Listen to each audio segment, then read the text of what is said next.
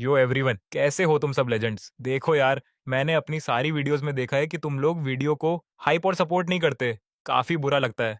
ऐसा मत करा करो यार। अगर व्यूज कम आएंगे तो नई वीडियोस बनाने का मोटिवेशन ही नहीं आता। इसीलिए थोड़ा हाइप और सपोर्ट कर दिया करो। उस मनहूस पार्टी में किसी साले ने मेरी शैंपेन के ग्लास में नशा मिला दिया था, जिसकी वजह से मैं अपनी मंगेतर को ढूंढते हुए यहां वहां पागलों की तरह लड़खड़ा रहा था। लेकिन तभी स्टडी रूम के दरवाजे के पास एक हाथ ने मुझे झटके से अगले कमरे में खींच लिया। और भाई साहब, वो कोई और नहीं बल्कि मेरी मंगेतर की वही खतरनाक, ठंडी और अक्खड़ आंट थी, फोसो अन। मैं हमेशा से इस घमंडी और खतरनाक औरत से बुरी तरह डरता था। तभी बाहर से दो आदमियों की आवाजें गूंजी। वह साला लौंडा कहाँ भाग गया? मिस फोवाई ने कहा है कि वो दूसरी मंजिल पर है। अगर आज रात हमने उसे म्यांमार जाने वाली गाड़ी में नहीं डाला तो हम दोनों में से कोई नहीं बचेगा। सब मारे जाएंगे। उन दोनों गुंडों की आवाजें दरवाजे के ठीक बाहर गूंज रही थी। उसने तुरंत हाथ बढ़ाकर दरवाजा अंदर से लॉक कर दिया। बाहर से फिर आवाज आई, वो साला पक्का अंदर ही छुपा है। कमीने, दरवाजा खोल, मुझे पता है तू अंदर है। यह सब सुनकर डर के मारे मेरा पूरा शरीर एकदम बेजान और कमजोर हो गया। मेरी आंखों के सामने अंधेरा छाने लगा और मैं सीधा जमीन पर ढह गया। मुझे लगा कि आज रात तो मेरा खेल पक्का खत्म है। मैं तो गया। अनाथालय में पूरे 18 साल तक धक्के खाने और तड़पने के बाद मैंने जैसे जैसे यूनिवर्सिटी का एंट्रेंस एग्जाम पास किया था और किस्मत से मेरे असली माँ बाप ने मुझे ढूंढ निकाला था। सुकून की जिंदगी मिले अभी मुश्किल से कुछ ही दिन हुए थे। और क्या मेरी कहानी का द एंड इतनी जल्दी होने वाला था?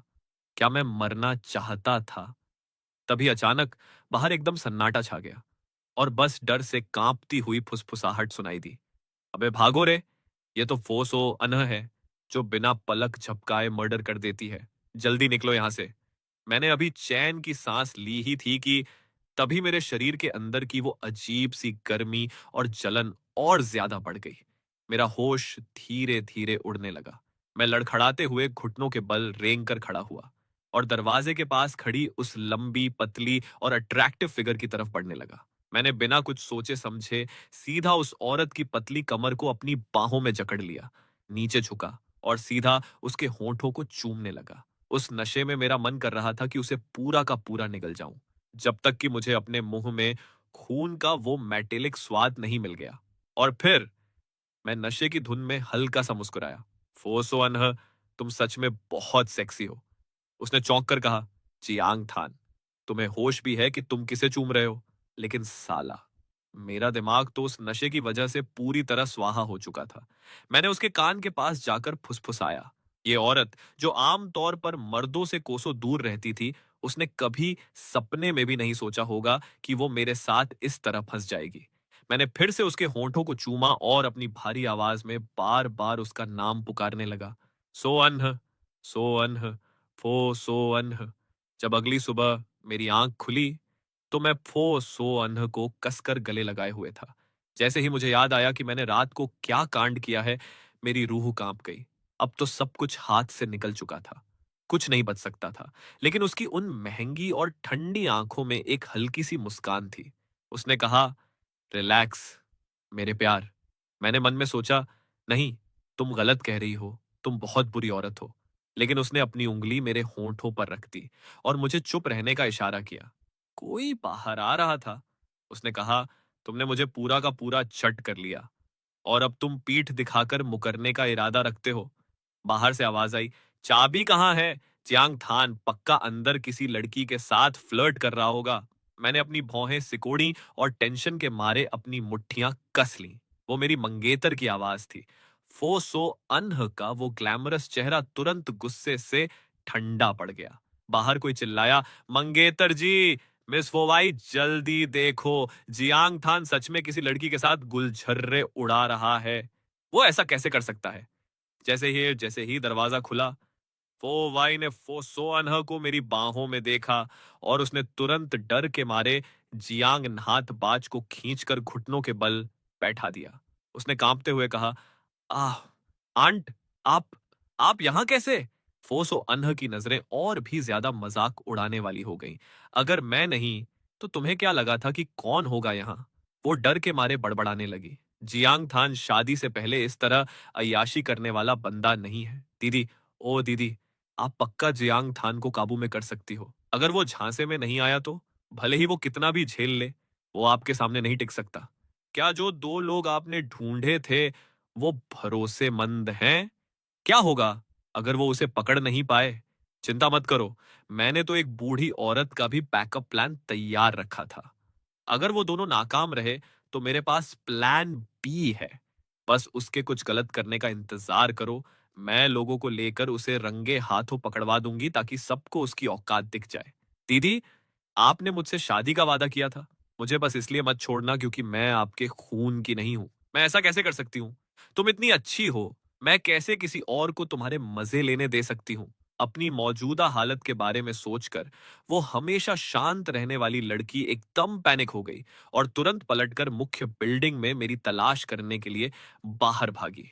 पहली बार जब वो मुझसे नाशपाती के पेड़ के नीचे मिली थी, तो दुनिया का हर खूबसूरत लफ्ज भी मेरे यानी आथान के लिए कम पड़ जाता था। फुसो अनह को खुद नहीं पता था कि वो कितनी देर तक मुझे निहारती रही, जब तक कि उसके असिस्टेंट ने आकर उसे काम के लिए टोक नहीं दिया। फिर वो ऑफिस लौटकर काम तो संभालने लगी, लेकिन जब उसने सोचा कि आथान उस पनौती भतीजी का मंगेतर है, तो फाउंटेन पेन पकड़े हुए उसके हाथ कस गए। साली फोवाई, क्या वो मेरे रियाथान के लायक भी थी? उसके दिल में एक जंगली, पागल कर देने वाला ख्याल आया। आखिर आथान से शादी करने वाली इंसान मैं क्यों नहीं हो सकती? फोसो अनह ने मुख्य बिल्डिंग में काफी देर तक खाक छानी। आखिरकार दूसरी मंजिल के कॉरिडोर में उसने मुझे दीवार का सहारा लेकर लड़खड़ाते हुए आते देखा। यह देखकर कि मैं बस पास से गुजरने ही वाला हूं, उसने दरवाजा खोला और मुझे कमरे के अंदर खींच लिया। जैसा कि उसे शक था, मुझे नशा दिया गया था। वो साली निकम्मी फो वाई सच में फो परिवार का हिस्सा कहलाने के लायक ही नहीं है।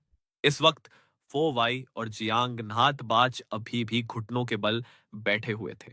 फो वाई डर के मारे थर थर कांप रही थी, लेकिन यह सोचकर कि कैमरा उसने पहले ही ठिकाने लगा दिया था, उसने चुपके से चैन की सांस ली। जियांग नाथबाज मुझे लगातार घूर रहा था, जबकि बाहर जो मेहमान तमाशा देखने आए थे, जब उन्होंने देखा कि इस ड्रामे की मेन कैरेक्टर खुद फो सो अनह है, तो साले सबके चेहरे डर के मारे सफेद पड़ गए। ओल्ड मास्टर फो अपनी लाठी के सहारे खबर सुनते ही तुरंत वहां भागे भागे आए। जब उन्होंने कमरे का नजारा साफ साफ देखा, तो उनकी हमेशा शांत रहने वाली आंखों में भी झटके से हैरानी तैर गई। सो अनह उनकी सबसे छोटी बेटी, जो मर्दों के साए से भी दूर रहती थी, इस वक्त जियांग थान यानी मेरी बाहों में सिमटी हुई थी।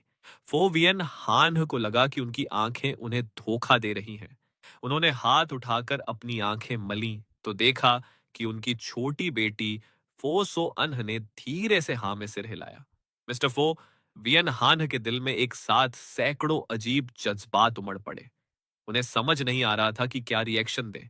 एक तरफ इस बात की खुशी थी कि उनकी बेटी आखिरकार अपना दिल किसी के लिए खोल रही है, और दूसरी तरफ इस बात की शर्मिंदगी कि उसने अपनी खुद की भतीजी के मंगेतर पर हाथ साफ कर दिया था, वो भी इतने सारे मेहमानों के सामने पकड़े जाने के बाद। मेरे घटिया माँ बाप भी खबर सुनते ही वहां दौड़ते हुए आए। उन्होंने पहले सोचा था कि उनका बेटा किसी एरी गहरी लड़की के साथ मुंह काला कर रहा है, इसलिए उन्होंने पहले ही चौका मारने के इरादे से चिल्लाया, कमीने, हरामजादे। लेकिन जैसे ही उन्होंने उस औरत का चेहरा देखा, दोनों के चेहरे के रंग उड़ गए, पर अंदर ही अंदर साले खुशी से पागल हो रहे थे। मेरे बाप ने सो अनहा को मेरी बाहों में देखकर बड़े ही अजीब चेहरे के साथ कहा, मिस फोसो अनह का भाव देने का कोई इरादा नहीं था, लेकिन यह सोचकर कि वो जियांग थान का बाप है, उसने बस एक छोटा सा हूं कह दिया। फोसो अनह का यह रिप्लाई सुनते ही मेरा बाप मन ही मन लड्डू फोड़ने लगा और उस बड़ी मैडम की चापलूसी करने ही वाला था कि तभी घुटनों के बल बैठी फोवाई अचानक जोर से रोने चीखने लगी। पक्का इस जियांग थान ने ही आंट को बहलाया फुसलाया है। आंट को भी नशा दिया गया होगा, है ना? वरना आंट कभी इस जैसे गिरे हुए इंसान को अपना फायदा उठाने क्यों देती? यह तो अनाथालय से आया हुआ एक मामूली गुंडा है। मैंने अपने दिल के गुस्से को दबाया और अपनी दोनों मुट्ठियां कस ली। साली फोवाई, जब से मैंने उसे लात मारी थी वो मुझसे खार खाए बैठी थी। वो चिल्लाई, तुम एक नंबर के अय्याश हो। मैं, फोवाई तुम्हारे साथ ये सगाई अब भी तोड़ती हूँ। सगाई तोड़ना? लेकिन फो और जियांग परिवार तो पिछले 10 सालों से साउथ ईस्ट एशिया में मिलकर बिजनेस कर रहे थे। अब सगाई टूटने का मतलब क्या यह था कि वो जियांग परिवार के साथ काम नहीं करना चाहते? मेहमान फुसफुसाने लगे। फिर उन शेयर्स का क्या होगा जो मैंने खरीदे थे? सैकड़ों करोड़ का मामला है भाई। ये लड़का तो बड़ा सीधा साधा दिखता है, फिर इसने अपनी ही मंगेतर की आंट को क्यों फंसा लिया? फोवाई को सगाई तोड़ने की जिद करते देख मेरा बाप पूरी तरह पैनिक हो गया। ओल्ड मास्टर, हम ये सगाई नहीं तोड़ सकते। भले ही जियांग परिवार का साउथ ईस्ट एशिया में छोटा सा हिस्सा हो, लेकिन पिछले 10 सालों से मैंने दोनों परिवारों के बिजनेस के लिए अपनी जान दांव पर लगाई है। दिन रात वहां पहरा दिया है। यहां तक कि मेरे पास बच्चे पैदा करने तक का टाइम नहीं था। फोवाई बचपन से नखरों में पली बढ़ी थी और ऊपर से थोड़ी दारू पी रखी थी, इसलिए उसने मेरे बाप को बुजुर्ग समझने की जहमत तक नहीं उठाई। मैं तो सगाई तोड़कर ही रहूंगी। ओल्ड मास्टर फो ने अपनी लाठी को कसकर पकड़ा। उनके हाथ की नसें गुस्से में उभर आईं और चेहरा भयानक हो गया। तू बदतमीज औलाद! फोवियन हान ने अपनी लाठी से एक जोरदार प्रहार सीधा फोवाई की पीठ पर दे मारा। फोवाई सीधा जमीन पर चारों खाने चित हो गई। उसने उस भयानक दर्द को सहने के लिए अपने दांत भींचे, लेकिन मुंह से आवाज निकालने की उसकी हिम्मत नहीं हुई। उस बड़े से हॉल में अचानक मौत जैसा सन्नाटा छा गया और पल भर के लिए मेरी आंखों के सामने धुंधलापन आ गया। जब मैं छोटा था, अनाथालय का डायरेक्टर मुझे कोने में ले जाकर गंदी गालियां देता था और पीटता था, और उसके बाद से बाकी बच्चे मुझे और भी ज्यादा टॉर्चर करते थे। इन पुरानी बातों को सोचकर मेरा जी मिचलाने लगा। मेरा मन उल्टी करने का हो रहा था, लेकिन फिर भी मैंने खुद को संभाला और अपने होंठ भींच लिए। जैसे ही फो वियन हान कुछ सोचने के लिए झिझके, तभी आवाज आई, मैं जियांग थान से शादी करूंगी। हमेशा शांत रहने वाले फो वियन हान भी हक्के बक्के रह गए। तूने क्या कहा? फोसो अनह ने मेरा हाथ कसकर थाम लिया और बोली, मैंने कहा कि मैं जियांग थान से शादी करूंगी। सब तरफ हड़कंप मच गया। फोवियन हान का चेहरा गंभीर हो गया। वो अपने दिल की उथल पुथल को दबाने की कोशिश कर रहे थे। ठीक है, अब से फो और जियांग परिवार का रिश्ता कायम रहेगा, लेकिन जियांग थान अब फो सो अनह का मंगेतर है। यह सुनते ही मेरा लालची बाप खुशी से बल्लियों उछल पड़ा और तुरंत ओल्ड मास्टर फो के सामने झुककर सलाम ठोकने लगा। बहुत बढ़िया, बहुत ही बढ़िया। मुझे लगा था कि मेरा बेटा फो परिवार से लात खा जाएगा और मैं उसे रिप्लेस करने की सोच रहा था, पर किस्मत देखो, बिजनेस वर्ल्ड की एम्प्रेस वो सो अनह ने खुद उससे शादी करने की बात कह दी। ये तो सच में हमारे पुरखों का आशीर्वाद है। मैं, जो अब तक चुपचाप तमाशा देख रहा था, हकपकाते हुए बोला, यह ये कुछ ठीक नहीं लग रहा। वो सो अनह की बर्फ जैसी ठंडी नजरें मुझ पर टिकी। क्यों, तुम मुझसे खुश नहीं हो क्या? मैंने कहा, नहीं नहीं, ऐसी बात नहीं है। बस अचानक मंगेतर का बदल जाना थोड़ा अजीब लग रहा है। मेरी साले इतनी हिम्मत कहाँ थी कि बोल दूं कि मुझे उससे डर लगता है। वो कानून और अंडरवर्ल्ड दोनों को अपनी उंगलियों पर नचाती थी। अपनी जिंदगी के शुरुआती 20 साल मैंने सिर्फ खौफ में गुजारे थे। बाकी की जिंदगी में बस एक आम इंसान बनकर शांति से बिताना चाहता था। फो सो अनह का बैकग्राउंड बहुत डरावना और गहरा था।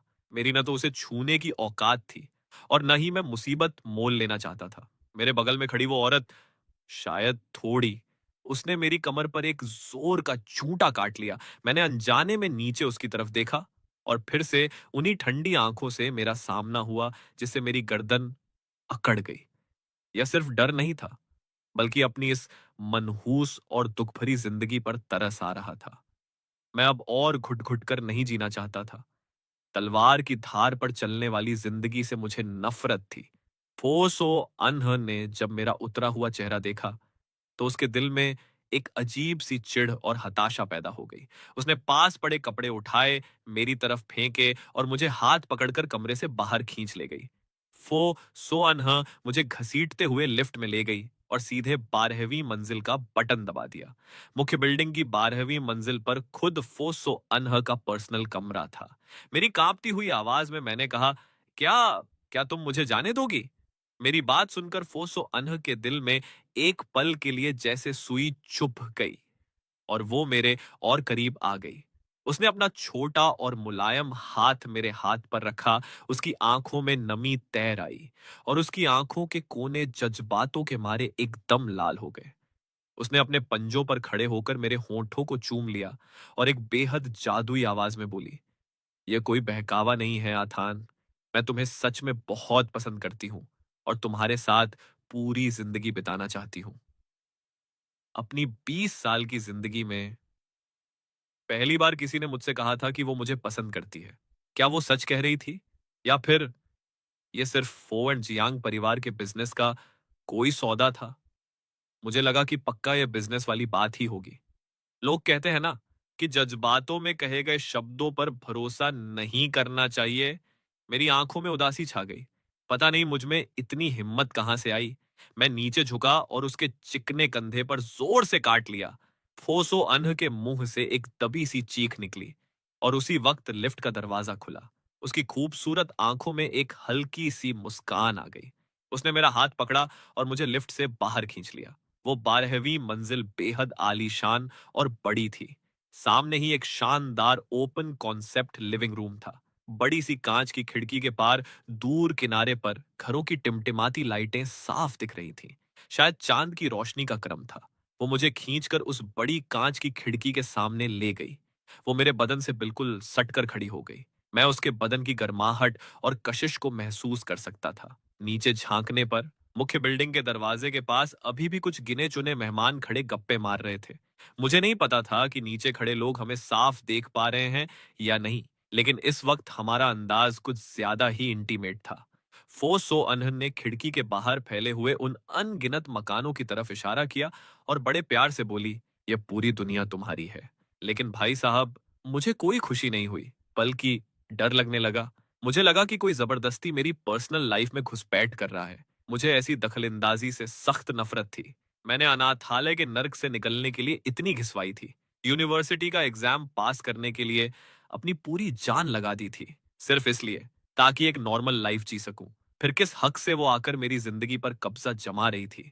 मैंने अपनी आंखें बंद की और कड़े शब्दों में कहा, मैं जियांग परिवार का बेटा बनने से मना भी कर सकता हूँ।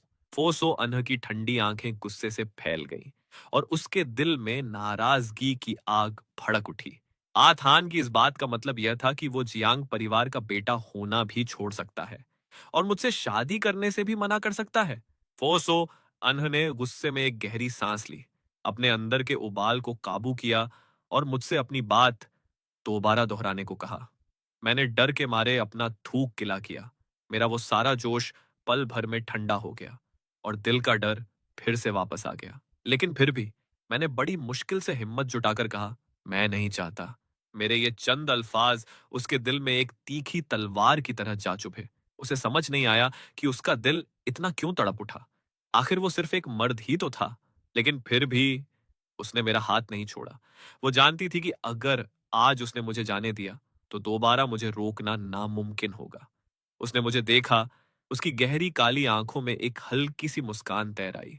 अफसोस कि खून के रिश्ते तोड़े नहीं जा सकते।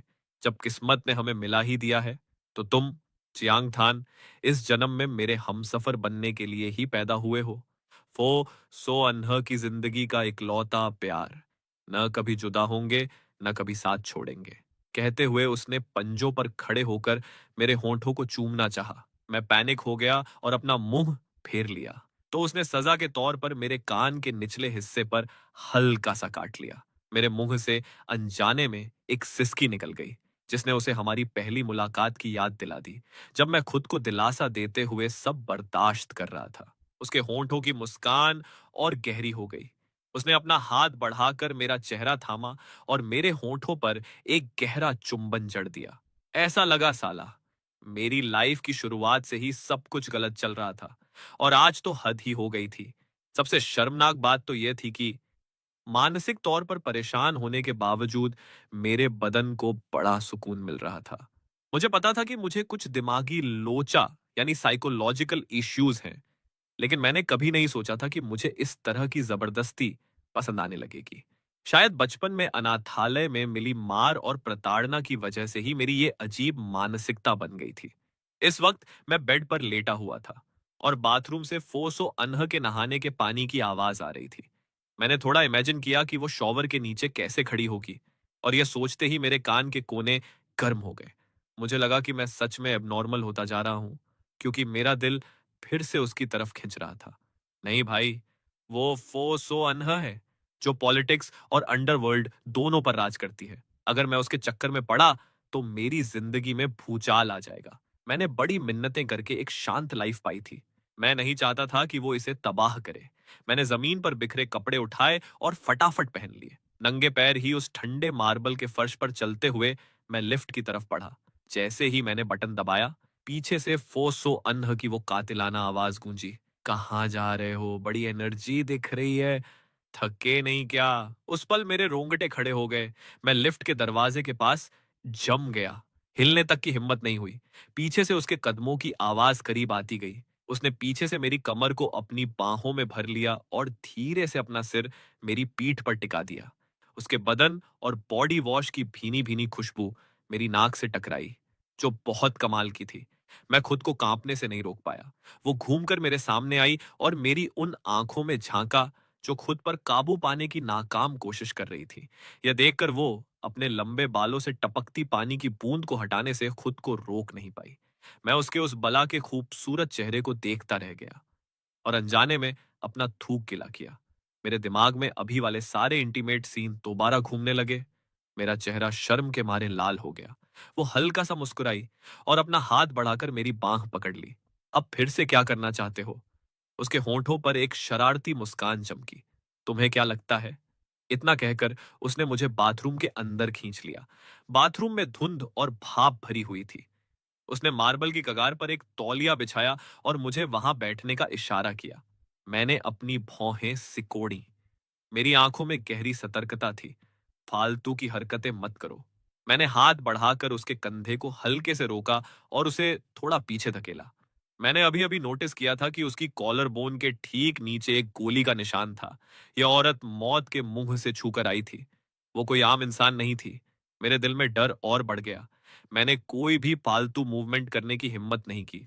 मुझे खोया हुआ देखकर उसने अपना हाथ मेरी कमर पर रखा। मैंने एक ठंडी सांस ली, अपनी नजरें झुकाकर उसे देखा और अपने होंठ कसकर बंद कर लिए। उसने अपना हाथ उठाया। उसकी उंगलियों ने मेरे कांपते हुए जबड़े को छुआ और उसे थोड़ा ऊपर उठाया। वो मेरी तरफ देखते हुए धीमे से हंसी। जैसा कि मैंने सोचा था, तुम बहुत जल्दी नर्वस हो जाते हो। उसकी नजरें थोड़ी नीचे झुकी और जब उसने दोबारा ऊपर देखा तो उसकी आंखों में एक अजीब सा रोमांस और शरारत थी। उसने पूछा, क्या तुम मेरी मदद करना चाहते हो? मैं अब पूरे 20 साल का मर्द था और उसकी इस बात का मतलब बखूबी समझ रहा था। मैंने कहा, नहीं, हमारी अभी शादी नहीं हुई है। उसने कहा, जब तक मैं तुम्हें अपनी मर्जी से हाँ कहने पर मजबूर न कर दूं, तब तक तुम खुद सिर हिलाओगे। तुम सच में कोई बंदिश नहीं मानते। बाहर तो सब कहते हैं कि फोसो अनह बहुत ठंडी और बेरहम औरत है। फिर ये इतनी अनियंत्रित कैसे हो सकती है? मैंने अपने होंठों को कसकर भींच लिया। पल भर के लिए मेरी नजरें झुक गईं। उन सीन्स को याद करके मुझे सिर्फ शर्म आ रही थी। मेरी आवाज धीमी थी, लेकिन मजबूत थी।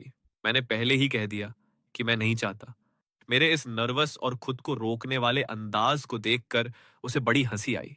उसने एक कदम आगे बढ़ाया और धीरे से मेरे होंठों को चूम लिया। शायद हद से ज्यादा टेंशन की वजह से मेरी आंखों के सामने अंधेरा छा गया। मेरा होश उड़ने लगा और मेरा शरीर आगे की तरफ झुककर उससे टिक गया। उसने तुरंत हाथ बढ़ाकर मुझे मजबूती से संभाल लिया और मेरा गाल सीधा उसकी छाती पर बने उस गोली के निशान से जा लगा। मैं सो गया। उसने अपना सिर नीचे झुकाकर मुझे देखा। मेरे सूखे बालों के पास आकर मेरे माथे पर एक गर्म सा किस किया। मेरे सोते हुए चेहरे को देखते हुए उसकी आंखों में बेइंतहा प्यार और उसे पाने की सनक साफ दिख रही थी। उसने बड़े ध्यान से मुझे सहारा दिया और तसल्ली से मुझे साफ किया। मुझे नहलाते वक्त उसने अचानक खुद पर एक तंजिया हंसी हंसी, जिसे खुद पर कभी काबू नहीं रहता था। वो आज किसी इंसान के साथ इतनी तसल्ली और सब्र से पेश आ रही थी।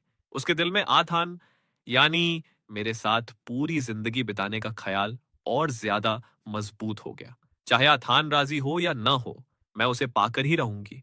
भले ही तरीका जबरदस्ती का हो, बदनामी सहनी पड़े तो भी कोई परवाह नहीं।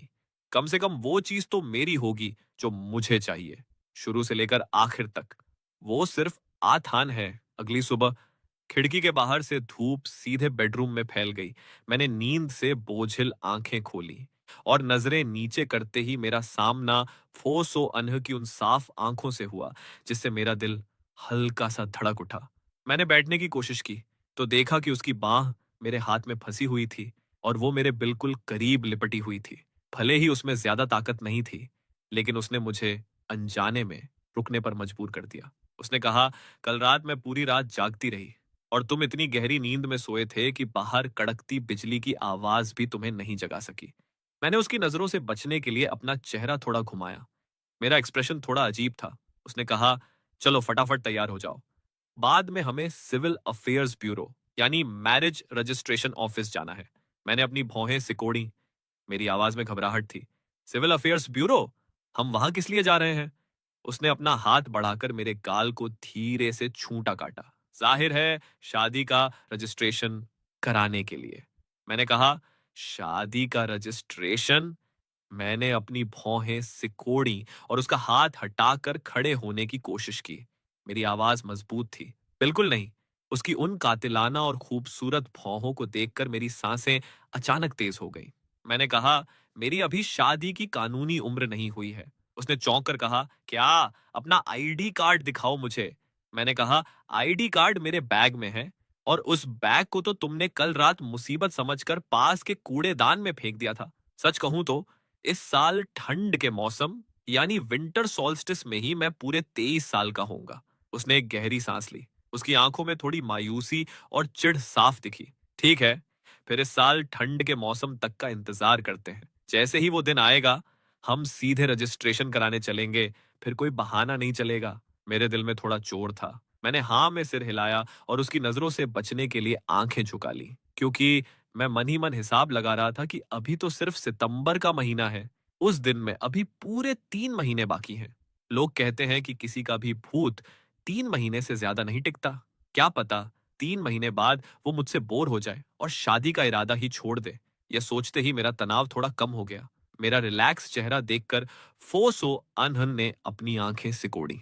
वो अचानक मेरे और करीब आ गई और अपनी जादुई नजरों से मुझे देखने लगी।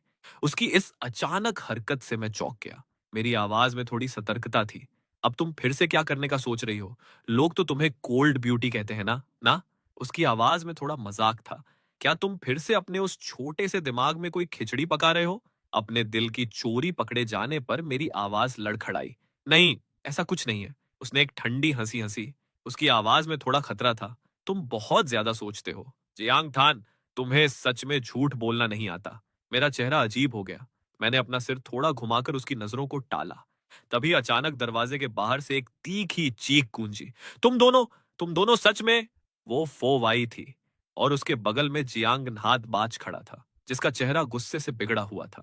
दोनों फटी आंखों से मुंह बाए देख रहे थे और अपनी आंखें मसल रहे थे, जैसे उन्हें अपनी आंखों के सामने दिख रहे सच पर भरोसा ही ना हो। फोवाई के दिमाग की नसें फटने लगी। उसकी वो पाक साफ, दुनिया के ऐशो आराम से दूर रहने वाली आंट, जो राजनीति और अंडरवर्ल्ड दोनों की क्वीन थी, वो सच में आज तक का थान को अपने 12वें छोर पर ले आई थी और उसे अपने बेड पर सुलाया हुआ था। लिविंग रूम में कपड़े भी चारों तरफ बिखरे पड़े थे। क्या कल रात सच में किसी ने आंट को नशा नहीं दिया था? क्या आंट अपनी मर्जी से आथान के साथ रुकी थी? नहीं साला, ये बिल्कुल नामुमकिन है। पक्का किसी ने आंट को भारी नशा दिया था। जियांग नहात बात जितना सोच रहा था, उसका खून उतना ही खौल रहा था। यह साला जियांग थान सच में फोसो अनह के बेड तक पहुंच गया। इस बार तो मेरा पूरा प्लान चौपट हो गया और जियांग परिवार में मेरी पोजीशन और खतरे में आ गई। जियांग नहात बाज बिना सोचे समझे फोसो अनह के बेड की तरफ बढ़ा। दूसरों के सामने इस तरह इंटीमेट हालत में पकड़े जाने पर मेरा चेहरा शर्म से लाल हो गया। मैं हड़बड़ाकर सीधा बैठ गया। जियांग नहातबाज ने थोड़ी हिम्मत जुटाई और फोसो अनह को मक्खन लगाने के इरादे से बोला, आंट, ओ आंट, अगर आपको यह सब पसंद है तो मेरी तरफ देखिए ना। मैं इस जियांग थान से कहीं ज्यादा तगड़ा और हैंडसम हूँ। फो सो अनह का चेहरा एकदम पत्थर जैसा ठंडा हो गया। कमरे का तापमान अचानक गिर गया। उसने पलटकर दराज से एक पिस्तौल निकाली और उसकी काली नली सीधा जियांग नहात बाज की तरफ तान दी। उसकी आवाज बिल्कुल शांत थी। दफा हो जाओ यहां से। जियांग नहात बाज तो देश के अंदर ही पला बड़ा था। उसने ऐसा खौफनाक नजारा कभी कहाँ देखा था। डर के मारे उसकी टांगे कांपने लगी और वो नीचे ढेर हो गया। तभी फो सो अनह ने ट्रिगर दबा दिया। मैं भी बुरी तरह चौंक गया। मेरा शरीर कांप उठा। मैंने अपना चेहरा दूसरी तरफ घुमा लिया। देखने की हिम्मत नहीं हुई। उसने मेरे शरीर की वो हलचल नोटिस की। मुझे एक बार देखा और फिर दरवाजे पर बुत बनकर खड़ी उस औरत की तरफ देखकर बोली, अभी तक अपने इस आदमी को यहां से लेकर गई नहीं तुम? फो वाई तुरंत होश में आई।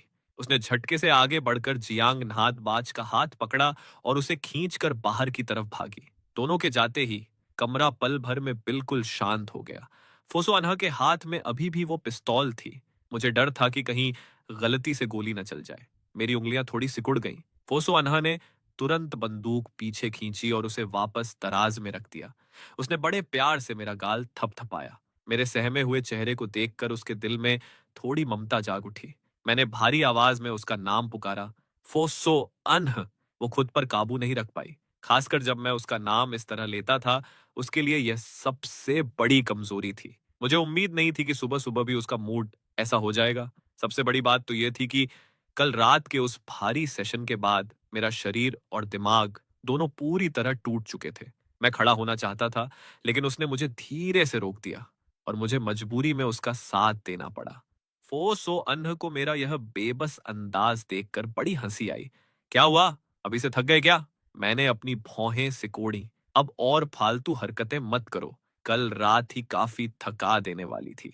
उसकी आंखों की चमक और बढ़ गई, लेकिन उसने ज्यादा जबरदस्ती नहीं की। ठीक है, अब तुम्हें और नहीं सताऊंगा। इतना कहकर वो खड़ी हुई, मेरा हाथ पकड़ा और मुझे नहलाने के लिए बाथरूम ले गई। नहाने के बाद उसे डर था कि कहीं मुझे ठंड न लग जाए, इसलिए उसने जानबूझकर मेरे लिए एक बड़ा और आरामदायक कॉटन का बाथरोब ढूंढा। उसने मुझे बड़े गंभीर लहजे में देखा और असिस्टेंट के लड़कों के कपड़े लेकर आने तक का इंतजार करने को कहा। चलो पहले कुछ खा लेते हैं। मैंने हाँ में सिर हिलाया, लेकिन मेरे दिमाग में उल्टी गिनती चल रही थी। ये औरत इतनी उतावली क्यों हो रही है? अगर ऐसा ही चलता रहा तो मुझे डर है कि मैं सच में झेल नहीं पाऊंगा। फुसो अन इस वक्त खुद किचन में जाकर खाना बनाने लगी। मैं बगल में खड़ा होकर उसे देख रहा था और मेरे दिल में अचानक एक अजीब सी गर्माहट महसूस हुई। वो बहुत ही सीरियस होकर खाना बना रही थी, जो उसके उस ठंडे और अक्खड़ अंदाज से बिल्कुल अलग था।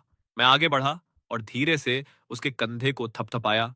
इतनी जहमत उठाने की जरूरत नहीं है, नौकरों को करने दो ना। वो पलट कर मुझे देखने लगी। उसकी आंखों में एक प्यारी सी मुस्कान थी। कोई बात नहीं, अपने हाथों से बनाने का मजा ही कुछ और है। मेरे होठों पर अचानक एक मीठी सी मुस्कान तैर आई। मैं डाइनिंग टेबल के सामने बैठ गया और चुपचाप उसे दलिया निकालते हुए देखने लगा। उस पल मेरा वो बरसों से खाली पड़ा दिल जैसे अचानक भर गया और अंदर एक सुकून की लहर दौड़ गई। मेरे दिमाग में एक बेहद अजीब ख्याल आया। हम बिल्कुल उस शादीशुदा जोड़े की तरह लग रहे हैं जो बरसों से साथ रह रहे हों। काश वो सो अनह एक आम लड़की होती तो कितना अच्छा होता। मैं अपने ही इस ख्याल से डर गया और तुरंत अपनी जीभ के अगले हिस्से को जोर से काट लिया ताकि उस दर्द से मैं होश में आ सकूं। दलिया तैयार हो गया था। उसने सबसे पहले एक कटोरी मेरे सामने रखी। चक्कर देखो, ये पहली बार है जब मैंने किसी के लिए खाना बनाया है। खाकर बताओ कि तुम्हें कैसा लगा। मैंने सामने रखी उस दलिये की कटोरी को देखा। मेरा चेहरा अरुचि से सिकुड़ गया। मुझे काफी देर तक हिचकिचाते देख उसने अचरज से अपना चेहरा घुमाया। ये दलिया मैंने पहले ही ठंडा कर लिया है, ये गर्म नहीं है। मैंने भारी मन से चम्मच उठाई और धीरे से उसे अपने मुंह में डाला। जैसे ही चावल का स्वाद मेरे मुंह में फैला, मुझे भयानक उल्टी जैसा महसूस होने लगा। मैंने अपनी उस मतली को दबाने की पूरी कोशिश की और चेहरा सिकोड़कर थोड़ा सा दलिया नीचे निगल लिया। मुझे इतनी बेबसी से खाता देख उसने शक के दायरे में खुद अपने दलिये का एक घूंट चखा। आखिरकार बात क्या थी? उसका चेहरा तुरंत गंभीर हो गया। उसने चम्मच नीचे रखी और मेरी तरफ गौर से देखने लगी। क्या तुम्हें एनोरेक्सिया यानी भूख न लगने की बीमारी है? मेरी आंखें एक पल के लिए जम गईं और फिर उदासी से भर गईं। हाँ, मुझे सच में एनोरेक्सिया है। मैं सचमुच एक अजीब और सनकी इंसान हूँ। तुम भी मुझे उन पुराने लोगों की तरह दुत्कार दो, मुझे पागल कहो और बेरहमी से लात मार दो। मेरे विचार अचानक पुराने दिनों के अनाथालय की तरफ चले गए। उस वक्त अनाथालय में कुछ बड़े लोग हमेशा मुझे गंदी नीयत से छूने की कोशिश करते थे।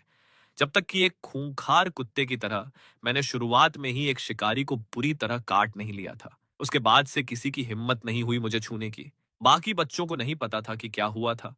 उन्होंने बस बड़ों से सुना था कि मुझे कोई मानसिक बीमारी है, इसलिए वो भी बहकावे में आकर मुझे टॉर्चर करने लगे। वहां एक बड़ा भाई था जो मेरे आगे खड़े होकर मेरी रक्षा करता था। वो मेरे दुबले पतले शरीर को बड़े दुख से देखता था। थान पहले ये कितना कमजोर है। तुम लोगों ने उसे इस हाल में पहुंचा दिया कि वो खाना तक नहीं खा पा रहा। उसने मेरे मुंह में बिस्किट का एक टुकड़ा ठूंसा और प्यार से बोला, थान, तुम बहुत पतले हो, मुझे तुम्हारी फिक्र है। मुझे उसके वो शब्द हमेशा याद रहे। उसके बाद से मुझे लगने लगा कि जब तक मैं खाना नहीं खाऊंगा, तब तक लोग मुझसे प्यार करेंगे। उस दिन से मैंने जानबूझकर अपना खाना पीना कंट्रोल करना शुरू कर दिया। 12 साल की उम्र से मैंने अनाज को हाथ तक नहीं लगाया। लंबे समय तक भूखे रहने से बदन में खाने की तड़प अपने आप बढ़ जाती थी। शुरुआत में मैं खुद को कोसता था। बाद में मैंने जानबूझकर उल्टी करना सीख लिया। मेरी यूनिवर्सिटी के सारे दोस्त मुझे बीमार समझकर एक एक करके छोड़ गए। अब फोसो अनह भी उन्हीं की तरह करेगी। मुझे अकेला छोड़ देगी और फिर से मेरे जज्बातों को कुचल देगी। मैंने उसे देखा। मेरी नजरें एकदम ठंडी और सूनी हो चुकी थी, लेकिन उसने एक सख्त चेहरे के साथ दलिये की कटोरी मेरे और करीब की। चम्मच में थोड़ा सा दलिया लिया और मेरे मुंह के पास ले आई। मुंह खोलो। मैंने जिद में अपना मुंह दूसरी तरफ घुमा लिया तो उसने जबरदस्ती वो चीनी मिट्टी की चम्मच मेरे मुंह में ठूंस दी। मैंने अपने दांत कसकर भींच लिए। वो गुस्से में भी थी और परेशान भी। उसके दिल में मेरे लिए तरस जाग उठा था। उसने सोचा कि मैं अनाथालय में कितना अकेला पला बड़ा हूं, जिससे उसकी आंखों के कोने अचानक गीले हो गए। उसने एक गहरी सांस ली, अपने आंसुओं को बहने से रोका, लेकिन उसकी आवाज में अभी भी वही धमकी थी। अगर तुमने अब खाना नहीं खाया, तो मैं अपने मुंह से तुम्हें खाना खिलाऊंगी। मेरे उस अड़ियल चेहरे पर आखिरकार थोड़ी नरमी आई। उसने चैन की सांस ली, फिर से चम्मच में दलिया भरकर मेरे मुंह के पास लाई और पुचकारते हुए बोली, शाबाश, मुंह खोलो। लेकिन जैसे ही चावल की महक मेरी नाक में गई, मैंने फिर से जिद में अपना मुंह बंद कर लिया। फोसो अनह की आवाज कांपी। ठीक है, तुम सीधे तरीके से नहीं खाओगे ना? अगले ही पल उसने खुद अपने मुंह में वो सफेद दलिया भरा और सीधा मेरे मुंह से सटा दिया। चावल का वो स्वाद मेरे पूरे मुंह में फैला। मुझे बड़ा अजीब लगा और मैंने उसे पीछे धकेलना चाहा, विरोध किया, लेकिन उसके इस जुनूनी अंदाज से खाना खाकर मेरे दिल में एक अजीब सी संतुष्टि जाग उठी। उसने मेरा वो विरोध महसूस किया। उसकी आंखों में हैरानी और हमदर्दी का भाव आया और उसकी आवाज भी थोड़ी नरम हो गई। शांति से खाना खा लो, मैं तुम्हें कोई सजा नहीं दूंगी। उसकी इस बात ने मेरे अंदर के गुस्से को भड़का दिया। मैंने हाथ उठाया और टेबल पर रखी दलिये की कटोरी को सीधा जमीन पर दे मारा।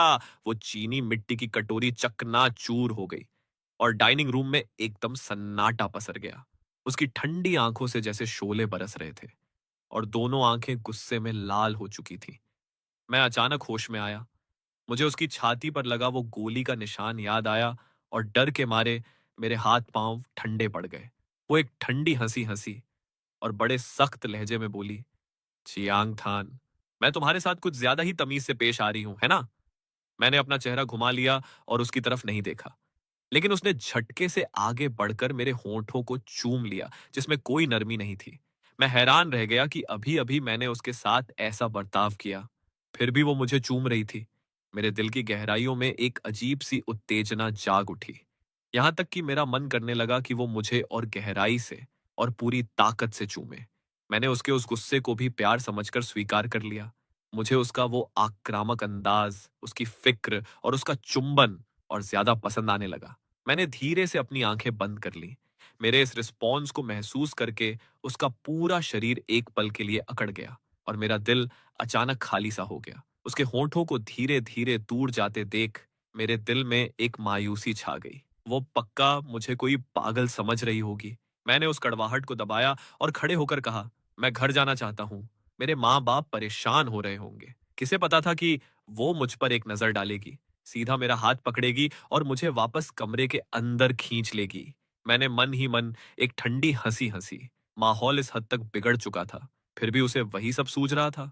लेकिन अगले ही पल उसने मेरी तरफ एक बैग फेंका। उसका चेहरा बिल्कुल सपाट था। उसके होंठों के कोने पर एक हल्की सी मुस्कान थी। उसने कहा, तुम्हारा इस तरह घर जाने का इरादा तो नहीं है ना? या फिर तुम अपने माँ बाप को दिखाना चाहते हो कि इस बाथरोब के अंदर तुमने कुछ भी नहीं पहन रखा है? तब जाकर मुझे समझ आया कि उस बैग के अंदर वो कपड़े थे जो उसने मेरे लिए तैयार करवाए थे। मैंने बैग उठाया और कपड़े बदलने के लिए बाथरूम की तरफ मुड़ गया। ये औरत सच में बुरी नहीं थी, लेकिन इस खानदानी बिजनेस वाली शादी को हकीकत नहीं माना जा सकता था। मेरी जिंदगी की कमान सिर्फ और सिर्फ मेरे हाथ में होनी चाहिए थी। उसने अपनी बांग मेरी बांग में फंसाई और हम दोनों साथ में लिफ्ट की तरफ बढ़े। पहली मंजिल पर पहुंचते ही नौकर एक एक करके अदब से झुककर सलाम करने लगे। जब हम उनके पास से गुजरे तो उनकी उत्सुक नजरें हम पर ही टिकी हुई थीं। बाप रे बाप, बड़ी मैडम फोसो अनह सच में मिस वाई के मंगेतर के साथ चक्कर चला रही हैं। उसने अपनी सगी भतीजी का शौहर चुरा लिया। अमीर खानदानों का ड्रामा भी गजब होता है भाई। बड़ी मैडम ने आखिर ऐसा कदम कैसे उठा लिया? मैंने उन फुसफुसाहटों को सुना, लेकिन बिना कोई रिएक्शन दिए शांति से उसके पीछे गाड़ी में बैठ गया। जब ड्राइवर ने हमारे लिए दरवाजा खोला, तो उसकी आंखों की हैरानी छुप नहीं रही थी। गाड़ी का दरवाजा बंद हुआ और अंदर मौत जैसा सन्नाटा छा गया। मुझे लगा कि यह घुटन कभी खत्म नहीं होगी। लेकिन तभी फोसो आलिगो अन अचानक बोली, भले ही हम ठंड के मौसम से पहले शादी रजिस्टर नहीं करा सकते, लेकिन हम एक शानदार सगाई की पार्टी तो रख ही सकते हैं। वो पूरी दुनिया को ढिंढोरा पीटकर बताना चाहती थी कि मैं सिर्फ उसका बंदा हूं।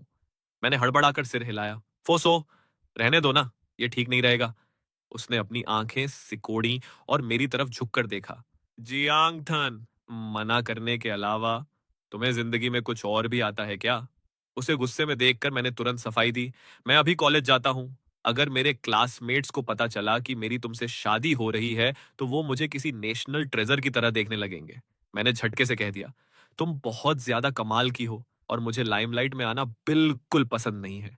मेरी इस बात ने साला उसका मूड एकदम बना दिया और उसके होंठों पर एक प्यारी सी मुस्कान आ गई। गाड़ी जैसे ही रुकी, मैं तुरंत नीचे उतरा और बिना पीछे मुड़े तेज कदमों से आगे बढ़ गया। मुझे डर था कि कहीं वो मुझे दोबारा न बुला ले। लेकिन जैसे ही मैंने मेन हॉल में कदम रखा, जियांग नाथबाज की वो कड़वी आवाज मुझ पर बरसी। अपनी मंगेतर की आंट के बेड पर चढ़ने के बाद अब जाकर घर लौटने की फुर्सत मिली तुम्हें। उसने मुझे सिर से पैर तक देखा। क्यों? फोसो आना ने तुम्हें इस्तेमाल करके कूड़े की तरह फेंक दिया क्या? मैं बस चुपचाप ऊपर जाकर अपना होमवर्क करना चाहता था। उसे उलझने का मेरा कोई मूड नहीं था। किसे पता था कि जैसे ही मैं उसे इग्नोर करके आगे बढ़ा, चियांग नहात बाज ने पीछे से आकर सीधा मेरा कॉलर पकड़ लिया। तुम्हारी इतनी हिम्मत कि तुम फोसो अनह की कार में बैठकर वापस आए। तुम जानबूझकर टॉन्ट मार रहे हो ना? मैंने पलटकर हाथ झटका और उसका हाथ दूर फेंक दिया। उसे यकीन नहीं हुआ और वो सीधा मेरी नाक के सामने उंगली दिखाकर चिल्लाया, तेरी इतनी औकात कि तूने मुझ पर हाथ उठाया? भाई साहब, मेरे दिमाग में तो सवालों का अंबार लग गया था। ठीक उसी वक्त मेरे घटिया माँ बाप दूसरी मंजिल से नीचे उतर कर आए। चियांग नाथ बाज ने पल भर में अपना गिरगिट जैसा रंग बदला। मम्मी देखो, जियांग थान मुझे परेशान कर रहा है। वो मेरा मजाक उड़ा रहा है कि मैं नकली औलाद हूं। मेरी माँ ने जैसे ही यह सुना, तुरंत अपना चेहरा सख्त करके मुझे डांटना शुरू कर दिया। हमारा नहातबाज बहुत जल्द फो वाई से शादी करने वाला है। तुरंत उससे माफी मांगो। मैंने कहा, मैंने जो गुनाह किया ही नहीं, उसके लिए मैं कभी माफी नहीं मांगूंगा। इतना कहकर मैं जाने के लिए पलटा। तभी पीछे से मेरे बाप की दहाड़ गूंजी। तुम अपने माँ बाप से इस लहजे में बात कर रहे हो? अभी फोसो अनह से शादी हुई नहीं और अभी से इतना घमंड आ गया? मैंने अपने कदम रोके और बड़े ही घृणा भरे चेहरे से उसकी तरफ देखा। ऐसा बाप मुझे चाहिए ही नहीं।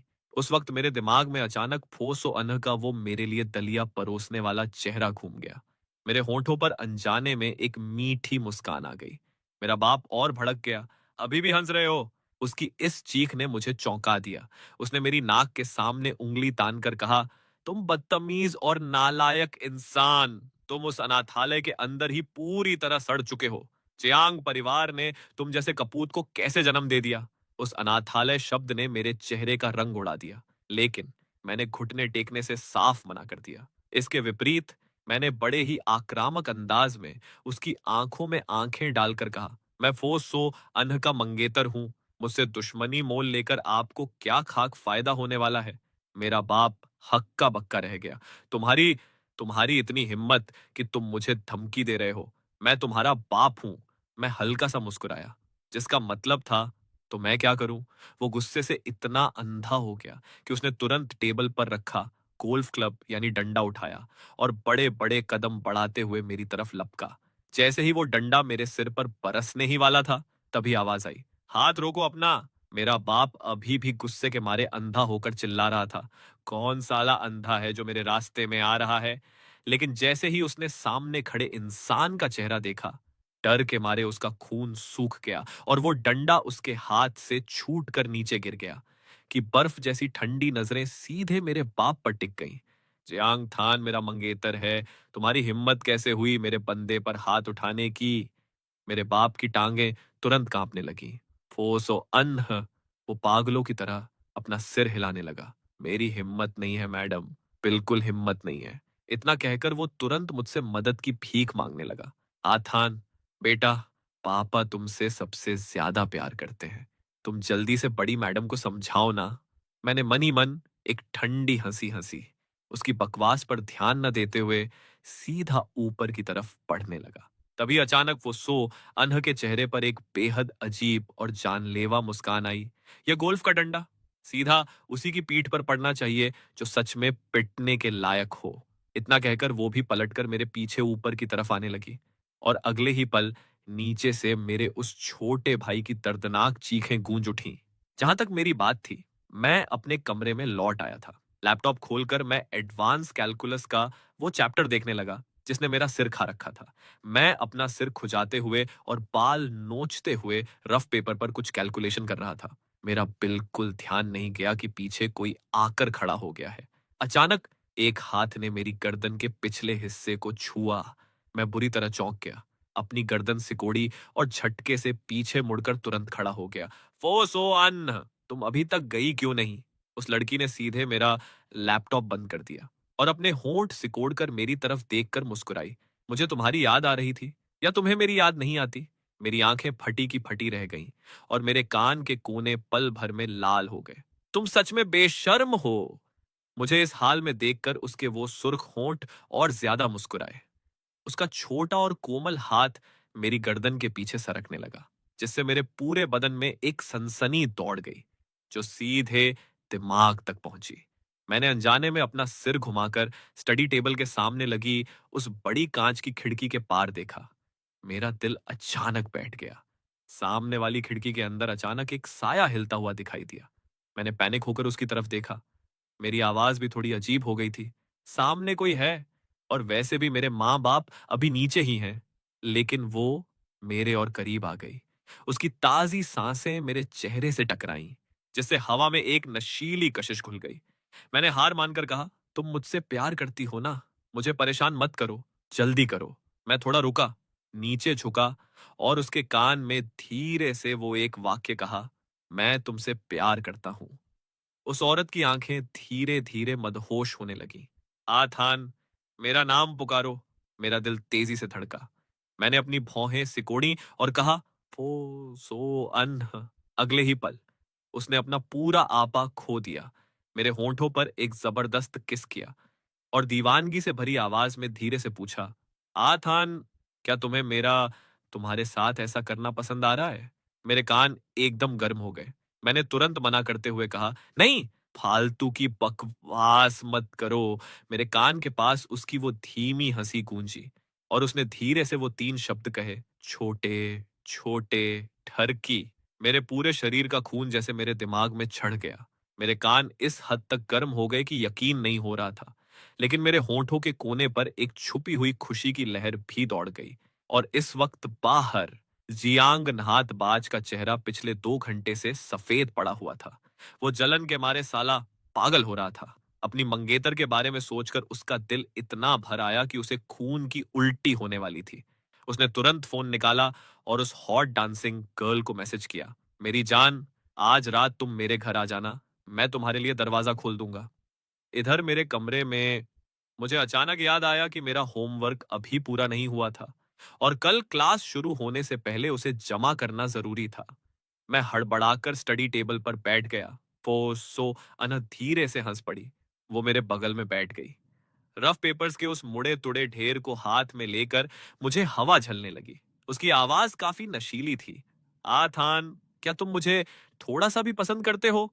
मैंने बस हल्के से अपने होंठ उठाए और कुछ नहीं कहा। हालांकि मेरी इस चुप्पी ने साला उसे पूरी तरह भड़का दिया। बोलो, क्या तुम मुझे पसंद करते हो? मेरे होंठों की मुस्कान और गहरी हो गई। मैंने अपना हाथ बढ़ाकर धीरे से उसके चेहरे को छुआ। ऐसा लगा कि उसने फिर से खुद पर से काबू खो दिया है। जैसा कि उम्मीद थी, उसकी छाती तेजी से हांफने लगी और अगले ही पल उसकी आंखें लाल हो गईं। उसकी आवाज कांप रही थी। बोलो, कहो कि तुम मुझे पसंद करते हो। वो लगभग चिल्ला उठी। तुम कुछ बोल क्यों नहीं रहे? कहो ना। मैं खुद को रोक नहीं पाया। मैंने हाथ बढ़ाकर धीरे से उसके उस निशान को छुआ और जज्बातों में बहकर उसका नाम पुकारा। सोअन्ह, सोअन्ह। उसकी वो लाल आंखें धीरे धीरे नॉर्मल हो गई। उसे शायद किसी बात का डर सता रहा था। उसने एक गहरी सांस ली और उसका चेहरा बिल्कुल बदल गया। आई एम सॉरी, अभी मैं थोड़ी ज्यादा ही आक्रामक हो गई थी। क्या मैंने तुम्हें डरा दिया? मैंने आंखें खोली, उसकी तरफ देखकर मुस्कुराया और अपना सिर हिला दिया। कोई बात नहीं। इसके बाद मैंने हाथ बढ़ाकर उसके गालों को थामा और खुद आगे बढ़कर पूरे 3 सेकंड तक उसके होंठों को चूम लिया, जब तक मैंने यह नहीं कहा कि मुझे होमवर्क पूरा करने के लिए वक्त चाहिए। तब जाकर उसने मुझे बड़ी मुश्किल से छोड़ा। लेकिन वो साली शांत बैठने वालों में से कहां थी। जब मैं लिख रहा था तो उसने हाथ बढ़ाकर मेरे गाल को छूंटा काटा। मैंने उस पर ध्यान नहीं दिया। वो फिर खुद को रोक नहीं पाई और मेरे गाल पर एक छोटा सा किस कर लिया। आखिरकार मेरा सब्र टूट गया। मैंने उसकी तरफ एक बिदके हुए खरगोश की तरह देखा। उसका दिल पिघल गया। वो फिर से करीब आई, मेरे गाल को चूमा और अपनी ठुड्डी मेरे कंधे पर टिका दी। यह मैथ्स का कौन सा सवाल है जिसे सॉल्व करने में इतना वक्त लग रहा है? उसने मेरा हाथ पकड़ा और रफ पेपर पर धीरे से कुछ ड्रॉ करने लगी। इसे देखो, इसे पूरा लिख लो और फिर आराम करना। मानना पड़ेगा कि फोसो अनह काफी जीनियस थी। उसकी उस एक्सप्लेनेशन की वजह से मुझे वो सवाल चुटकियों में समझ आ गया जो अब तक मेरे पल्ले नहीं पड़ रहा था। मैंने अभी अपना असाइनमेंट सबमिट किया ही था कि बिना मुझे लैपटॉप बंद करने का मौका दिए उसने खटाक से स्क्रीन बंद कर दी। बड़ी मैडम, ऐसे झटके से बंद करने से मशीन खराब हो जाती है। उसने फिर से मेरी ठुड्डी को गुदगुदाया। उसकी आवाज में शरारत थी। तुम बहुत जल्द मुझसे शादी करने वाले हो, फिर भी तुम्हें एक लैपटॉप की कमी खलेगी क्या? मैं मन ही मन एक ठंडी हंसी हंसा। कौन साला तुमसे शादी करना चाहता है? उसने मेरा वो विचार भांप लिया और उसके कोमल होंठों ने मेरे गाल को चूम लिया। मैं अनजाने में थोड़ा पीछे हटा। उसने फिर से मौका देखकर खुद को मेरी बाहों में गिरा दिया। तो फिर बताओ ना, आखिर तुम मुझे पसंद करते हो या नहीं? मैंने अपना चेहरा घुमा लिया और उसके सवाल का कोई जवाब नहीं दिया। लेकिन उसकी आवाज अचानक बहुत ऊंची हो गई। तुम जल्दी से बोलो, क्या तुम कुछ कहने वाले हो? मैं थोड़ा बेबस महसूस कर रहा था। प्लीज बड़ी मैडम, हमारी मुलाकात तो कल ही हुई है। किसे पता था कि वो भड़क जाएगी? जियांग थान, हमारी मुलाकात 2 महीने पहले ही हो चुकी है, उस हवेली के स्टडी रूम में। Study room? मेरी यादें तुरंत 2 महीने पीछे चली गई। वो पहली बार था जब मैं फोसो अन से मिला था। उस वक्त मेरे पिता मुझे फोर्थ परिवार के बड़े बुजुर्गों से एक एक करके मिलवाने ले जा रहे थे, जबकि फोसो अन स्टडी टेबल के सामने बैठी हुई थी। उसका चेहरा बिल्कुल ठंडा और अक्खड़ था, जिससे एक ऐसी दूरी महसूस हो रही थी कि किसी की उसके करीब जाने की हिम्मत ना हो। मेरे बाप की तो साले उसके करीब जाने की औकात ही नहीं थी। इसलिए उसने मुझसे कहा कि मैं सीधे जाकर अपनी मंगेतर फोवाई को ढूंढूं। नतीजा यह हुआ कि जैसे ही मैं फोवाई के कमरे के दरवाजे पर पहुंचा, मैंने उसे और जियांग हाथ बाज को रोमांस करते हुए देख लिया और मैं चुपचाप वहां से भागकर बगीचे में छुप गया। मैंने सोचा था, कोई बात नहीं, बस एक शांत जिंदगी चाहिए। किसी से भी शादी हो जाए, क्या फर्क पड़ता है? अनाथालय के उस नर्क में रहने से तो लाख गुना बेहतर है। मुझे वैसे भी चुनने का कोई हक नहीं है। लेकिन सिर्फ आधे घंटे बाद अचानक फोन की घंटी बजी। आवाज काफी एक्साइटेड थी। पता चला कि फोसो अनह ने अपना काम निपटा लिया है और खिड़की के सामने खड़े होकर अचानक मुस्कुराई है। मेरे बाप को लगा कि यह सदियों में मिलने वाला एक सुनहरा मौका है। उसने मुझे तुरंत ऊपर जाने के लिए उकसाया, जिससे मेरा दिल धक धक करने लगा। अभी अभी मैं रास्ते में गिर गया था, जिससे मेरी पैंट पर कीचड़ लगा हुआ था। मैंने सुना था कि उसने कभी किसी का मर्डर भी किया है और वो हमेशा अपने पास बंदूक रखती है। क्या वो मुझे गोली से उड़ा देगी? मैं भारी कदमों से चलते हुए स्टडी रूम के दरवाजे के सामने पहुंचा। मेरे बाप ने मुझे इस तरह डरते हुए देखा तो उसने मुझे मन ही मन डरपोक और निकम्मा कहकर कोसा और फिर मेरा हाथ खींचकर फोअसो अनह के सामने खड़ा कर दिया। वो रोशनी के विपरीत खड़ी थी, बिल्कुल किसी अप्सरा जैसी, जिसे दुनिया की मोह माया से कोई सरोकार न हो। मैंने अपना सिर नीचे झुका लिया। उसकी तरफ देखने की हिम्मत नहीं हुई। अगले ही पल मेरे बाप ने जबरदस्ती मेरी बांह को कसकर भींचा। अबे ओए नालायक लड़के, मैडम को विश कर। मैंने झटके से एक नजर उसकी तरफ देखा और फिर से अपना सिर झुका लिया। मेरी आवाज कांप रही थी। नमस्ते बड़ी मैडम फो। लेकिन उसने कोई जवाब नहीं दिया। उस सन्नाटे ने मेरे रोंगटे खड़े कर दिए। मुझे बेहद पछतावा हो रहा था कि मैं कपड़े बदले बिना उससे मिलने क्यों आ गया।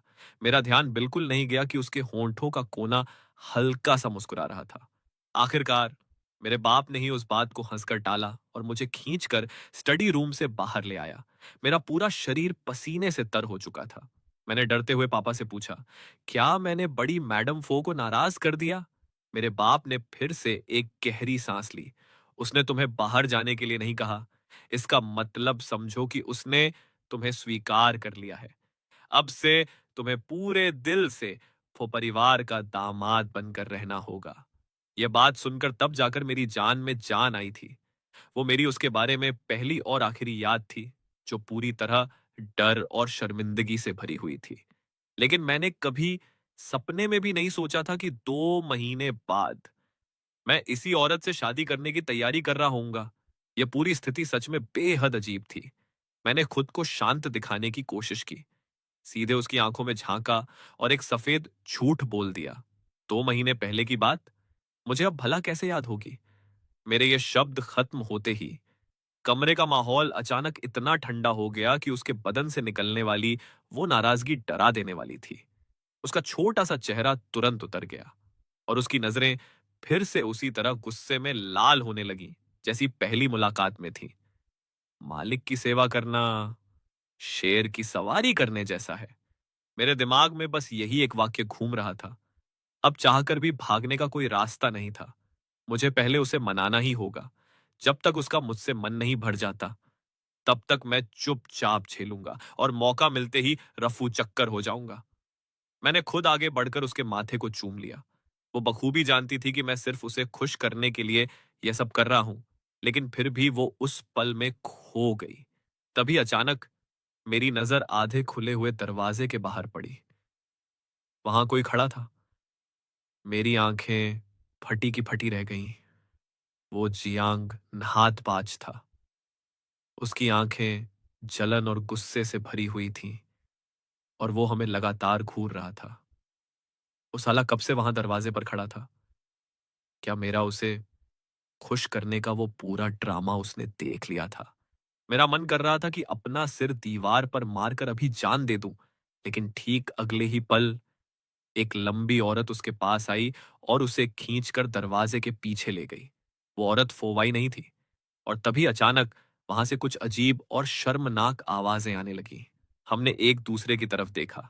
बिना कुछ सोचे समझे हम दोनों एक साथ जोर से हंस पड़े। आधे घंटे बाद जब वहां कोई हलचल नहीं बची, तो मैं भी पूरी तरह थक चुका था।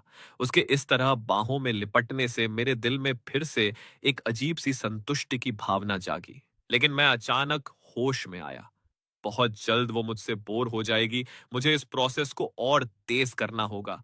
औरतें उन मर्दों से बहुत जल्दी ऊब जाती हैं जो उनकी ज्यादा चापलूसी करते हैं। इसीलिए मैंने अपनी आवाज पर जोर देते हुए चिल्लाकर कहा, सो अन्ह, फो सो अन्ह, मैं तुमसे बहुत प्यार करता हूं। उसका शरीर पल भर के लिए अकड़ गया। अगले ही पल उसने सीधे मेरी तरफ देखा। उसकी आंखों में कोई इमोशन नहीं दिख रहा था। सच में मैंने अपने उस किरदार को पूरी तरह निभाया। मुस्कुराते हुए हाँ में सिर हिलाया, जिससे उसका पूरा बदन ढीला पड़ गया। और उसकी आवाज में एक ऐसी सच्चाई थी जो पहले कभी नहीं दिखी थी। थान, मैं भी तुमसे बहुत प्यार करती हूँ। मुझसे झूठ मत बोलना और मेरे जज्बातों के साथ मत खेलना। हमेशा के लिए मेरे पास रुक जाओ ना, प्लीज। मैं एक पल के लिए सुन्न रह गया। मुझे लगा कि वो बस कुछ पलों के लिए इमोशनल हो गई है, इसलिए मैंने भी हाँ में सिर हिलाते हुए कहा, ठीक है, इस जन्म में सिर्फ और सिर्फ तुमसे प्यार करूंगा। उसने मुझे और कसकर गले लगा लिया। बस इसी तरह उसे गले लगाए हुए ही मैं गहरी नींद में सो गया। अगली सुबह जैसे ही अलार्म बजा, मैं तुरंत उठकर बैठ गया। सुबह 10 बजे मेरी क्लास थी। मैं लेट नहीं हो सकता था।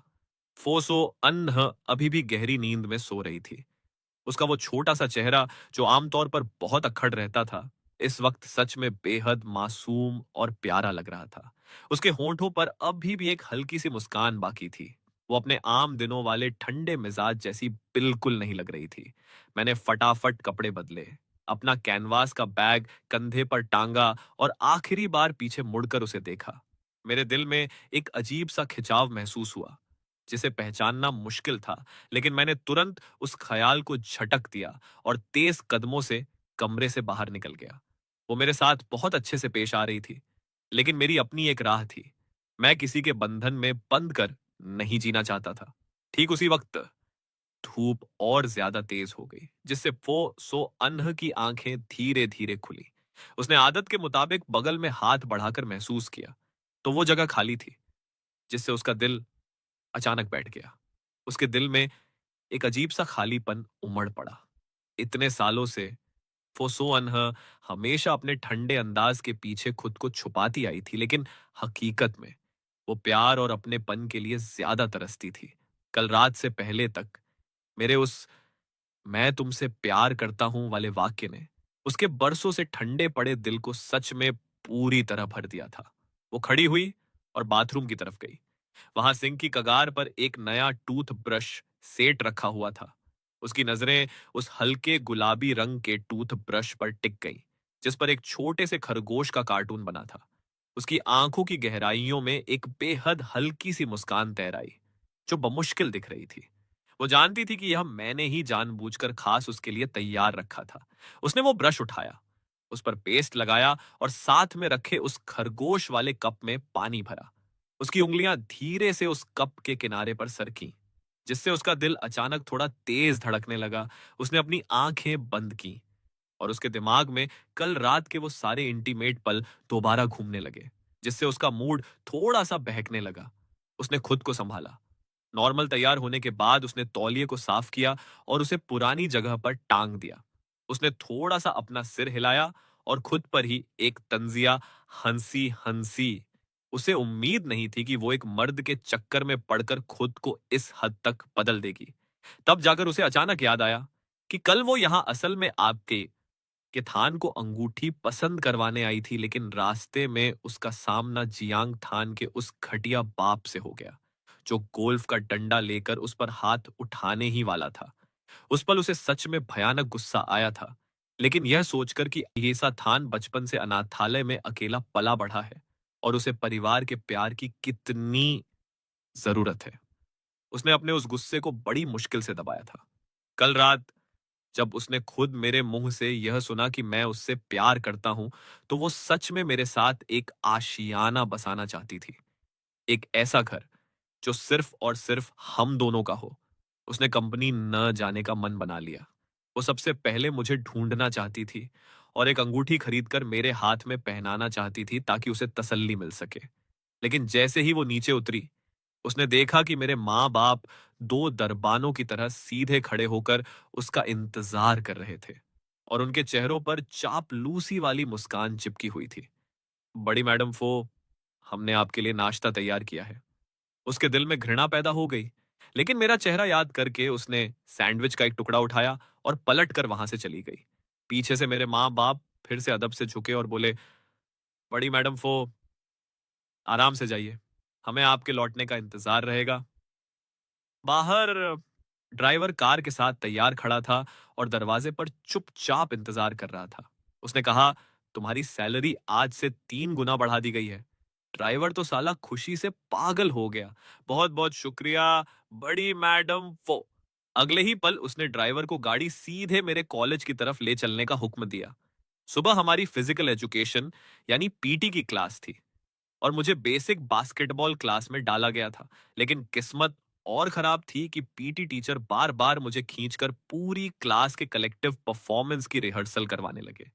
मेरे साथ परफॉर्म करने वाली लड़की क्लास की यूथ यूनियन सेक्रेटरी चूसान थी। उसे थोड़ा मोमेंटम पाने के लिए मेरे घुटने पर पैर रखकर ऊपर चढ़ना था।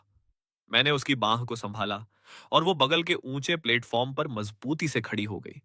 चूंकि हम दोनों किसी रोबोट की तरह परफॉर्म कर रहे थे जिसमें कोई इमोशन नहीं था, तो टीचर साले बुरी तरह भड़क गए। टीचर ने प्रैक्टिस रुकवाई और हमें एक दूसरे के आमने सामने खड़ा कर दिया। तुम दोनों पूरे 3 मिनट तक बस इसी तरह एक दूसरे की आंखों में झांकोगे। सबसे पहले अपने बीच केमिस्ट्री बनाओ। पूरी क्लास ठहाके मारकर हंसने लगी और हम दोनों भी एक दूसरे को देखकर जोर से हंस पड़े। मैं और चूसान हंस रहे थे, उधर टीचर गुस्से से पागल हो रहे थे। हम जितना अपनी हंसी रोकने की कोशिश करते, हमें उतनी ही ज्यादा हंसी आती। लेकिन मुझे अंदाजा नहीं था कि जिम के ठीक बाहर एक रोल्स रॉयस चुपचाप पार्क थी। फुसो अनह के गाड़ी की पिछली सीट पर बैठी हुई मुझे ही टकटकी लगाए घूर रही थी। उसने अपनी सगी आंखों से मुझे दूसरी लड़की को सहारा देते देखा था और फिर मुझे उस लड़की की आंखों में आंखें डालकर हंसते हुए देखा था। उस वक्त वो गुस्से के मारे इस कदर आग बूला हो गई कि उसका पूरा शरीर हल्का सा कांपने लगा। उसका वो अक्खड़ चेहरा इतना ठंडा पड़ गया था कि लग रहा था मानो अभी खून जम जाएगा। जब मैं मजे से हंस रहा था, तभी मुझे एक बेहद तीखी और ठंडी नजर महसूस हुई। मैं चौंक गया। मैंने अपना सिर उठाकर उस तरफ देखा। जैसे ही हमारी नजरें मिली, मेरे चेहरे की वो पूरी मुस्कान पल भर में गायब हो गई। फोसो अनह, वो सच में उस गाड़ी के अंदर मौजूद थी। अगले ही पल मैंने फटी आंखों से देखा कि उसने एक बंदूक निकाल ली थी। उसकी वो काली नली सीधे मेरे बगल में खड़ी चूसान की तरफ तानी हुई थी।